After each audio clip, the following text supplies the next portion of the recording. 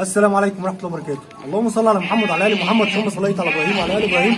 اللهم بارك على محمد وعلى ال محمد كما باركت على ابراهيم وعلى ال ابراهيم في العالمين انك حميد مجيد. جينا فيديو جديد من قناه طيور احمد بدوي. النهارده ان شاء الله هنتكلم على تقريع الماعز ضد الديدان. طبعا الموضوع ده مهم جدا، واللي ما يعرفش يركز عشان من اهم التربيه تقريع الماعز ضد الديدان. الديدان دي بتعمل ايه؟ الديدان دي بتعمل معايا مضاعفات عامه عند الماعز، الشعر بيقع، ما بتكبرش، في النمو ما بيبقاش ناشط، في كل مشاكل بتيجي بسبب الديدان. عشان الديدان دي بتتغذى على الفوائد بتاعه الاكل، مش الاكل نفسه اللي المعزه بتاكله، لا بتتغذى من الدم. يعني بمعنى اصح المعزه بتتعب وبتشقى وبتفنطر الاكل وبتهضمه، وفي الاخر الفوائد بدل ما تروح للمعزه لا بتروح للديدان. الديدان هنا بتبقى نشطه وبتزيد، والمعزه هنا بتخس وبتتعب. معنى كده المناعه بتضعف معايا والنمو بيقل والدنيا بتبقى واقعه خالص. تمام؟ يبقى احنا هنحل المشكله دي النهارده باذن الله بالدواء بتاع الديدان. طيب هنكرع ازاي يا عم احمد؟ تقريبا احنا بنكرع كل شهر مره، تمام؟ بس اول مره لو انت اول مره تكرع وما تعرفش الموضوع ده هتدي دلوقتي 5 سم للجدي الصغير. حلو الكلام؟ بعد 15 يوم 5 سم تاني، وبعد كده كل شهر ونص. تمام؟ يعني اول مره بعد الثانيه بعديها ب 15 يوم على طول. حلو الكلام؟ ده تقريع الدواء. احنا هنشوف دلوقتي هنعمل ايه معانا بالظبط. معانا اهو العبوه لو هتشتريها عامله 200 جنيه تقريبا. هاخد مثلا زي ما انت شايف كده، هسحب ميه من هنا، ميه حلوه. هاخد مثلا 20 سم اهو، تمام؟ هحطهم هنا. انا كنت حاطط قبليهم 2، تمام؟ هيبقى هنعمل من الاول.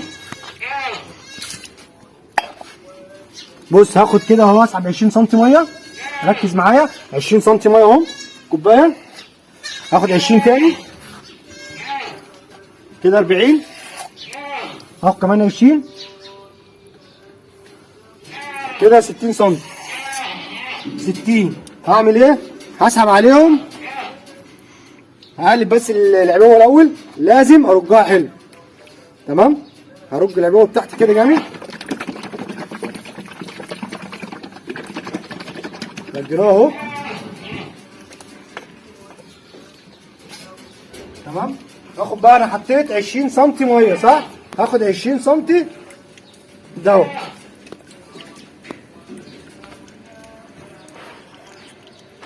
اهو. هاخد كمان 20، احنا حطينا 60 يبقى هحط 60. وهفهمك دلوقتي ليه اللي انا بعمل كده كمان. واخد كمان 20، يبقى احنا كده حطينا كام؟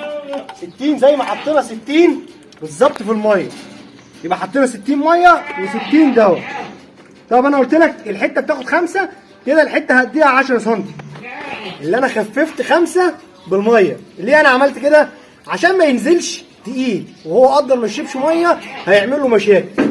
تمام؟ يبقى انا بخففه بالميه كده، انا خففته بالميه اهو، يبقى سهل معايا في السرنجه رقم 1. رقم 2 سهل معايا اللي انا اديه للحاجه بتاعتي، بقى خفيف خالص. هنسحب اهو زي ما انت بص بقى هنا، هسحب معايا 5 سم اهو 10. احنا قلنا كده تبقى 10 بقى، عشان احنا قلنا 5 ميه صح؟ وقلنا 5 دواء يبقى 10، يبقى كل واحد هياخد معايا 10 سم. انا كنت هدي كل واحد 5 سم، كده هدي لكل واحد 10 سم. امسك كده، همسك الجدي اهو، اي حاجه صغيره همسكها كده، احط السرنجه واروح مفضي في بقه هنا. فضيت في بقه ال10 سم بتوعي. طبعا ال10 سم دول ده ان شاء الله بقى هيقتلوا كل الديدان باذن الله، تمام؟ وهنا الشعرايه بتاعت الجدي بتاعتي هتبقى جامده، مش هتقع. الشعرايه بتقع مضاعفات عشان بيبقى فيه ديدان جوه. لو انت بتاكل حلو وكل حاجه والحاجه شعرها بيقع يبقى فيه ديدان. يبقى انت دلوقتي حاليا هتظبط معايا جرعه الديدان اول مره، بعد كده بعديها على طول ب 15 يوم، بعديها كل شهر مره. ان شاء الله مش هتلاقي ديدان. وهنتكلم على الفومات برده في فيديو جاي باذن الله. ان شاء الله حضرتك لو عجبك الفيديو دوس لايك لو اول مره بتتابعنا دوس اشتراك للقناه وفعل زر الجرس، هيوصلك مني كل ما هو عن الماعز البور والماعز الشامي والماعز الفرنساوي، ونعرف المميزات بتاعتهم والاسعار ان شاء الله في الفيديوهات اللي جايه. والسلام عليكم ورحمه الله وبركاته.